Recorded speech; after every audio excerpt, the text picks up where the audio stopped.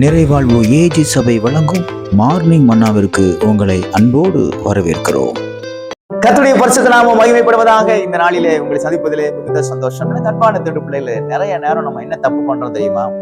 நம்மளை குறிச்சு நம்ம யோசிக்கிறதே இல்லை. நம்ம யோசிக்கிறது எல்லாமே அடுத்தவங்களை குறிச்சு தான் நம்ம யோசிக்கிறோம். நம்ம குடும்பத்தை பத்தி யோசிக்கிறோம், நம்ம கூட பிறந்தவங்களை பத்தி யோசிக்கிறோம், நம்முடைய கணவனை பத்தி யோசிக்கிறோம், நம்முடைய மனைவியை பத்தி யோசிக்கிறோம், நம்முடைய பிள்ளைகளை பத்தி யோசிக்கிறோம். எல்லாமே அடுத்ததையா தான் நம்ம நினைச்சிட்டு இருக்கிறோம். ஆனா வேதம் ரொம்ப தெளிவா சொல்லுது. ஆண்டவராகிய இயேசு கிறிஸ்து சொல்லுகிற வார்த்தையை நான் வாசிக்கிறேன் பாருங்கள். லூக்கா எழுதின சுவிசேஷம் 17வது வசனம், 17வது அதிகாரம் 3வது வசனத்துடைய முதல் பகுதி இப்படியாக சொல்கிறது: உங்களை குறித்து எச்சரிக்கையா இருங்கள். உங்களை குறிச்சு ரொம்ப கவனமா இருங்க. எல்லாரையும் குறிச்சு நான் அவங்கள சரி பண்றேன், இவங்களை சரி பண்றேன், நான் அப்படியே மாத்திடுறேன், இப்படி மாத்திடுறேன், அவங்க நல்லவனா மாத்திரேன், அவங்க குடிகாரனை நல்லவனா மாத்திரேன், அவங்க அப்படி இருந்தாங்க, நான் இப்படி மாத்திரேன். உங்களை குறிச்சு ரொம்ப எச்சரிக்கையா இருக்கு. நீங்க எப்படி இருக்கீங்க? நீங்க நல்லா சாப்பிடுறீங்களா? நீங்க நல்லா சந்தோஷமா இருக்கீங்களா? உங்க வேலையில நீங்க கவனமா இருக்கீங்களா? உங்க சரீரத்தை நீங்க நல்லா பாதுகாத்துக்கிறீங்களா?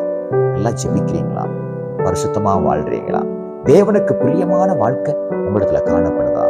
இது எல்லாம் உங்களை குறிச்சது. உங்களை குறிச்சு யோசிக்காம மற்றவங்களை குறிச்சு யோசிச்சு நான் ஒருத்தர் சகோதரரை ஆலயத்துக்கு கூப்பிட்டேன்.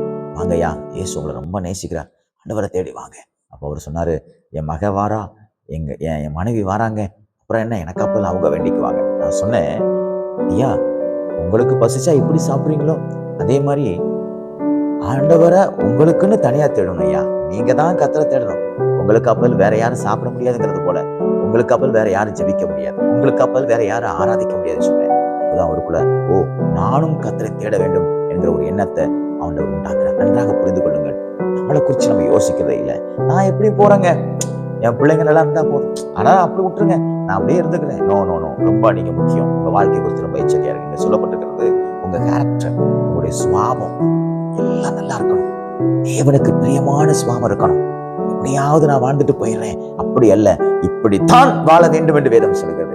அப்படித்தான் வாழ வேண்டும். நன்றாக பாருங்க, காயின் ஆபேல் 2 பேரும் காணிக்கை செலுத்த வராங்க. 2 பேரும் காணிக்கை தான், 2 பேருமே முதல் தரத்தை தான் கொண்டு வராங்க. ஆனா ஆபேலுடைய காணிக்கை ஏன் தேவன் அவர் சுகந்த வாசனை எடுத்துக்கிட்டாருன்னா, அவன் மனப்பூர்வமா சந்தோஷமா கொடுத்தான். காயினோ எரிச்சல் உள்ளவனா இருந்தான். இன்னைக்கு அதான் ரொம்ப முக்கியம். சுபாவம் ரொம்ப முக்கியம். அடைக்கிறேன், அதை செய்யறேன், இதை செய்யறேன். What is your character? உங்களுடைய சுபாவம் எப்படிப்பட்டதாக இருக்கிறது? என்ன சுபாவத்துல நீங்க இருக்கீங்க? ரொம்ப எச்சரிக்கையா இருக்கு. இயேசு கிறிஸ்து வருக ரொம்ப சமீபமா இருக்குது. கோபம், மூர்க்கம், மற்றவங்களை கேவலமா பேசுறது, மற்றவங்களுக்கு எதிராக யோசிக்கிறது, இதெல்லாம் விட்டுருங்க. கசப்பு, வெறுப்பு, மற்றவங்கள்ட்ட பேசாம இருக்கிறது, மற்றவங்களுக்கு விரோதமா செயல்படுறது, எல்லாவற்றையும் மொட்டை கடிதாசு அதையெல்லாம் தூக்கி குப்பையில போட்டுட்டு உங்களை நீங்க பாருங்க. ஏன்னா பரலோக ராஜ்யம் சமீபமா இருக்குது. எச்சரிக்கையா இருக்கீங்களா? இன்னில இருந்து உங்கள்கிட்ட இருக்கக்கூடிய எல்லா காரியங்களும் தூக்கி தூர போட்டுட்டு நான் என்ன கேர் எடுத்துக்கணும்? ஏன்னா உலகம் முழுசு ஆதாயப்படுத்திட்டு என் ஜீவனை நான் நஷ்டப்படுத்தினாலும் லாபம் என்ன? ஆகையால் எச்சரிக்கையா இருங்க. உங்களை குறிச்சு ரொம்ப எச்சரிக்கையா இருங்க. உங்க சுபாவங்களை குறிச்சு எச்சரிக்கையா இருங்க.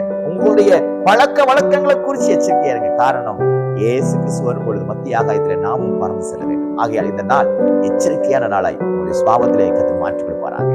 God bless you.